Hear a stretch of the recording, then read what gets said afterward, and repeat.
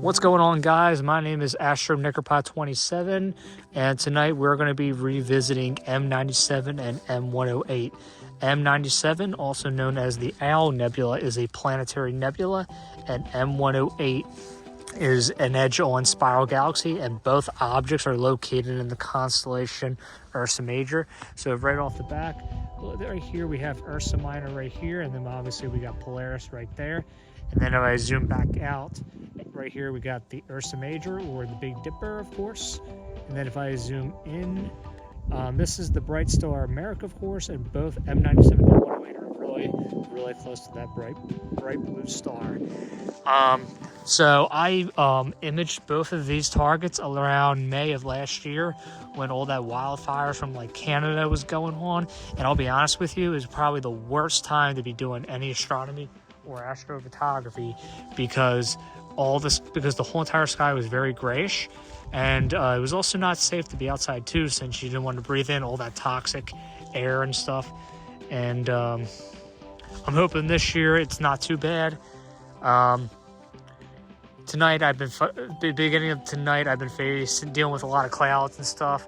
You can see clouds coming across from near the horizon, of course. My phone lied to me. My phone literally told me it was supposed to be clear. As soon as I got outside, there was clouds all over the place, but it's starting to clear up now, and I hope it stays that way because this is like the second time I just seen like a wave of clouds coming from the western part of the sky right here, just moving across the northern part of the sky. And then if you face south, there's literally no clouds at all. So I hope it stays that way because I definitely want to capture as many light frames as possible tonight. Yeah, so far this year's been everything's been going good so far this month. Last week we imaged the Needle Galaxy, and then a couple nights ago I imaged M81 and M82, and I definitely have a good feeling that this year is going to be a good year for me and my astrophotography because I have a lot of good plans coming ahead. I still need to get myself a solar filter as well for this telescope because we have the solar eclipse coming up on April 8th in a couple of months, and I definitely want to be able to image that total solar eclipse. I have no idea where I'm going to be going for that, but at least I know where I live. I will get like an annular eclipse, which is really basically the whole entire moon covers up the sun, but it's not a total solar eclipse because it doesn't cover the sun up all the way. So I definitely am going to have to probably go out west or something to be able to be close to like totality, of course. But anywho, that's one thing. And then the next thing is I do plan on getting a bigger size telescope because I also want to start imaging smaller deep sky objects like smaller planetary nebulas and galaxies, of course, and also revisit other targets I have imaged before in the past. So that is what I have planned for 2024. And yeah, so we're going to go ahead and get started with our imaging session tonight. And I'm hoping to get a really good image tonight once I get everything going on the computer. So let's get started. And one other thing that I just want to mention, like other objects that are out right now this time of year. And I know it's like the worst time to be outside because a lot of people just don't want to be out here this time of year because it's really cold, and it sucks. But I like to come out because there's some really good stuff out right now. So right here, I got the constellation Leo right here. Some really good deep sky objects in this constellation. Right on the head of Leo, we have the beautiful Leo triplet, of course. And then right at the center of the constellation, like right in the middle, like underneath, we have like M95, M96, M105, couple other galaxies. And then if we go right near the bright blue star of that right there is Regulus right there. We actually have a irregular galaxy that's actually part of our local group right next to that bright blue star, and it's kind of hidden a little bit too by Rigel. And then obviously we have Ursa Canis Major, and right there we have Sirius, the brightest star in the night sky. We got the constellation Orion, of course, and then obviously we got the beautiful Orion Nebula. And then we got that street light in the way too. And then obviously we have Jupiter as well. And then obviously not too far from Jupiter is Uranus, which is probably like sandwiched right in between the Pleiades, M45. So we got Taurus right there as well. And now obviously if we go right near Aldebaran, if I fall right over to here, this next star right here, you can't really see it, but that right there is where the Crab Nebula is, a supernova remnant. And then obviously I'm facing north right now.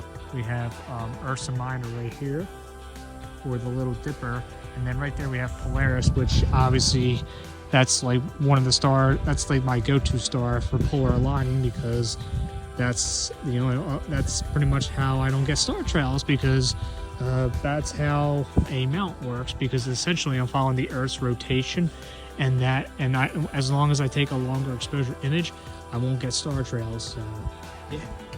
All right, so we actually have a lot going on in this image, but I want to first start off with the two main targets that I was imaging for the last two nights. So right off the back right here, we have M108. This actually was not part of Charles Messier's original catalog. The original Messier catalog went from M1 to M103, but he did take notes on this. I believe this was discovered by Pierre McCain, or I can't even say it, but one of his collaborators that worked closely with him. He was another French astronomer that discovered this galaxy. This galaxy is also nicknamed the Surfboard Galaxy. I'm not very sure on how far away M108 is, but moving on to the next target, we actually have M97 right here. This is the Owl Nebula, so this is a planetary nebula, and this is one of the very few planetary nebulas that I've imaged with the Red Cat 51. This is, I would have to say, probably the third largest planetary nebula in the night sky. Definitely twice the size of M57, M76, and the other planetary nebulas, other than the Helix Nebula and the Dumbbell Nebula.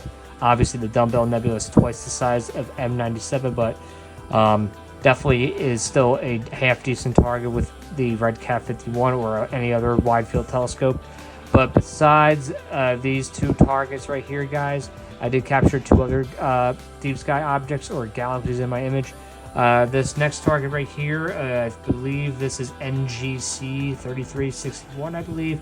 But once I get done with editing the video and stuff, I'm definitely gonna, you know, add labels so we can identify which galaxy is which. And then obviously right here we have another galaxy. I have no idea if this is a spiral galaxy or a peculiar, but obviously it's definitely not an elliptical galaxy. I just have no idea what this is. And then I have no idea if this is from a star or is that from another galaxy, but I'm not 100% sure because I kind of was cropping my image down a little bit to get rid of some stacking artifacts and stuff.